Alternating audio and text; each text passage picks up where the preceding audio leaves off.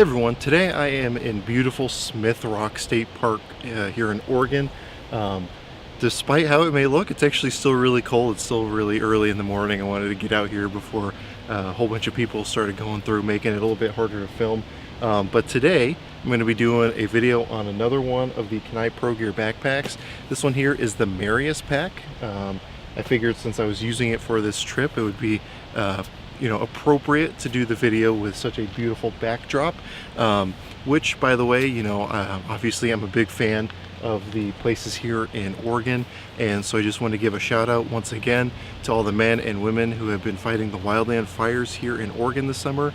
It's been a really bad summer, and the effort that you guys are putting in to help combat those fires is what keeps this state beautiful, and it has been keeping a lot of people safe because like I said, it's been pretty crazy this year, and I know those fires have affected a lot of people, unfortunately. But with that out of the way, let's go ahead and talk about this pack. What I'm going to go ahead and do is bring the camera in a little bit closer, cut off some of this beautiful backdrop, unfortunately, so I can show you some of the specifics on this bag and why I like it for trips such as this one. When it comes to the Marius pouch, if you have a familiarity with their other products, especially their Legion backpack, which I've already done a review on, if you're familiar with those, this is basically those, but bigger, which is good.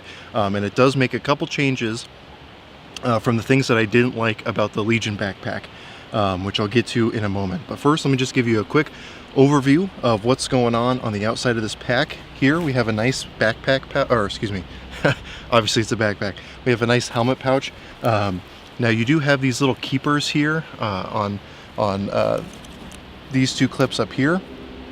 So if you're not having a backpack, or God, I keep saying that, if you don't have a helmet, you can keep it nice and cinched up to the pack.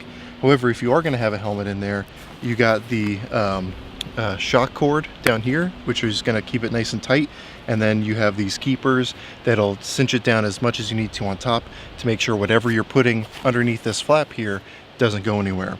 And you do have some storage inside, so pretty much anywhere in here that you can tell is where you're going to have storage in there.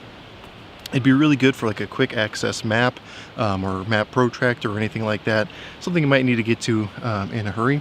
Up here we have basically an enlarged protective eyewear pouch. Let's see what I have in here right now. I have a Right in the Rain notebook, a little mini survival book, and then a Game Boy or 3DS from Game Boy with Pokemon, which I still need to catch up on. I haven't finished the newest generations, but I don't think I'm going to. They're not as addicting as the first gen when I was like 6, so for what that's worth. And then you do have a nice big Velcro patch here, which I think is lacking currently a Fiocchi and Midwest Industries patch, maybe a couple other patches. Got probably room for 4 patches there, so I'm going to definitely fill that up once I get back home. Something I should have done before. Over here on the side, you have a drink container pouch, which is big enough for a big Nalgene bottle. And even if it wasn't, and again, you got the shock cord here with the keepers so that you can cinch it down, keep whatever's in there nice and tight. You have these big side pouches, which, as you can see right now, I have a Baco Laplander folding saw. I absolutely love this thing. Eventually I'll probably have to do a review on it, but you guys have probably seen those already. And then his and hers Mora knives. Eventually I'll be doing a review on these also, but I want my girlfriend to get a little bit more time in on hers so that we can do a good review together. Basically, the mirror image on this side, we have, again, that big flap, which currently doesn't have anything in it, but you do have this material that is Velcro or hook and loop compatible. So if you wanted to put like a slide holster in there or something like that, you could, or if you had like Velcro mag pouches, you could do that too. Same on the other side. And then instead of the drawstring drink container on this side, you just have another zipper pouch here. I got some 550 cord in there. Obviously this thing isn't decked out right now. At the end of the video, after I go through all the features and stuff on the inside, I'll go ahead and just kind of explain my philosophy as far as my approach to this bag, how I use this bag, how I outfit this bag. But even then, you'll probably notice that it's not totally spec'd out to how it should be, given the philosophy I have for it. But nonetheless, we have, in order to get to the main compartment, you do have to undo these buckles right here so that you can totally open it up. Now, if you did want to leave these buckles on, this pack does have what is one of my favorite features of the Kenai bags, at least most of them. If you just undo this top section here, it basically folds open, and it gives you full access to everything inside the pack without having to stuff your hand in there and not really see what's going on. Like I said, I love that about the Legion pack. I still love it about this pack.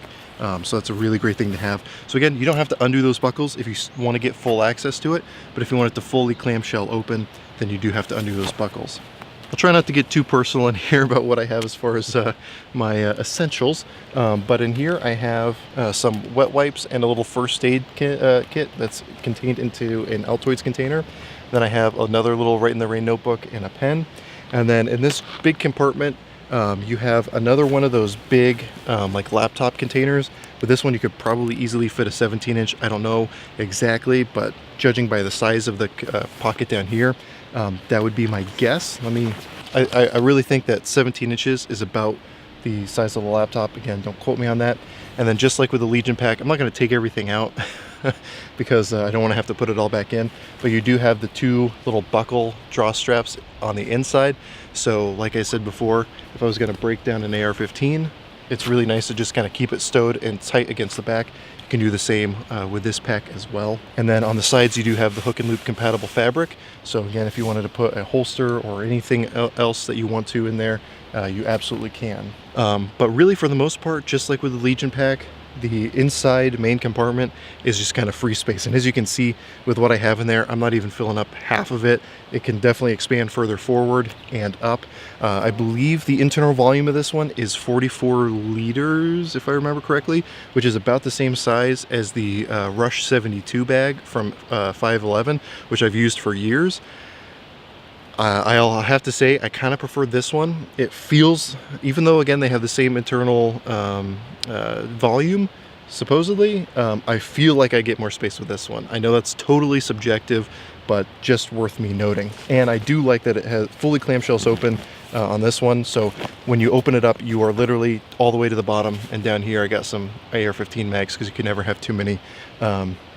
Just kind of lining the bottom, but it gets you all the way to the bottom of the opening, which I really like. Again, the Rush 72 does not actually do that, at least not the, I don't know if they've updated them, but the one that I have doesn't do that. So now that I've got the general specs out of the way, what I'm going to go ahead and do is refer you to the video that I did with Kent from Kenai OreGear. Or if you guys listen to the Captain and the Corporal podcast, he's Corporal Kent and that he does with Billy Birdsell. A really good podcast, very thought-provoking, and usually a nice short consumable length, especially if you're used to the Jocko podcast like I am. Highly recommend that podcast as well.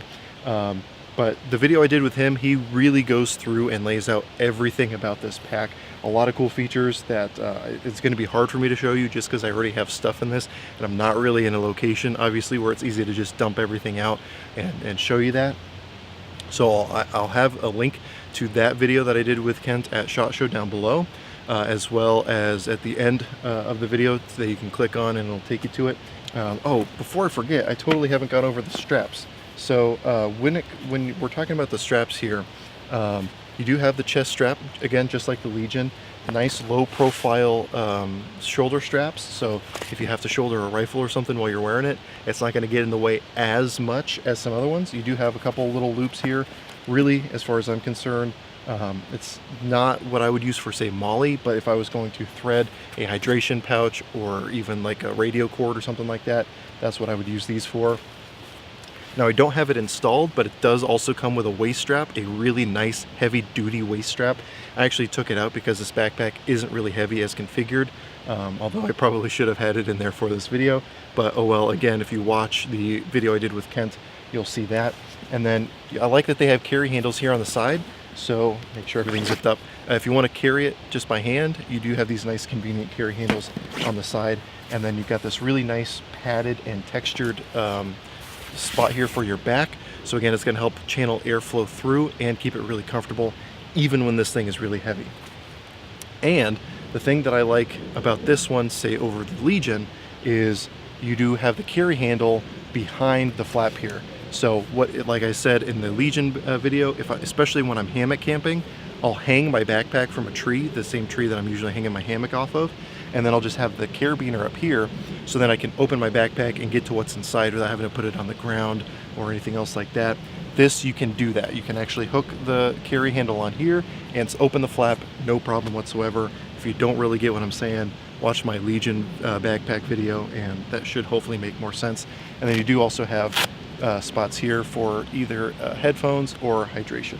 So now that I've kind of covered most of the stuff here, let me go ahead and talk about my philosophy behind my approach to this bag. So pretty much anywhere that my Legion backpack isn't enough, this is going to go with me. So when I was going up to the Haas USMC's birthday for the Eclipse here a couple months ago, I had my Legion pack, and then I had this for clothes, toiletries, stuff that I know I'm going to need for a couple days stay somewhere.